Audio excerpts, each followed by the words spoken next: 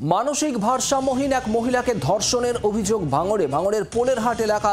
সেখানেই এই অভিযোগের ভিত্তিতে এক যুবককে গ্রেপ্তারও করা হয়েছে। মানসিক ভারসাম্যহীন ওই মহিলা বাড়িতে কেউ না থাকার সুযোগে তাকে ধর্ষণ করা হয়, এমনটাই অভিযোগ। পোলেরহাট থানার পুলিশ স্থানীয় এক যুবককে পরিবারের অভিযোগের ভিত্তিতে গ্রেপ্তার করেছে। প্রসেনজিৎ সর্দার আমাদের প্রতিনিধি রয়েছেন আমাদের সঙ্গে। প্রসেনজিৎ, ঠিক কি ঘটেছে বলে অভিযোগ?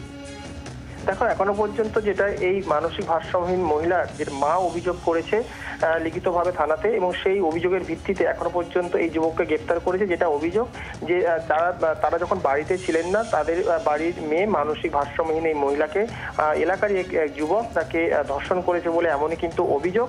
এবং সেই অভিযোগ পাওয়ার পরেই পোলেরহাট থানার পুলিশ কিন্তু এই যুবককে গ্রেপ্তার করেছে। মনিরুল মোল্লা নামে এই যুবক ওই এলাকারই বাসিন্দা বলে আমরা জানতে পারছি, এবং আজকের তাকে বারুইপুর আদালতে তাকে তোলা হবে।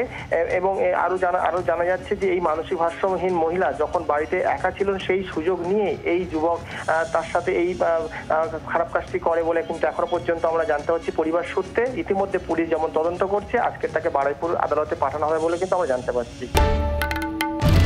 বাংলার আওয়াজ, বাঙালির আবেগ, জি 24 ঘন্টা।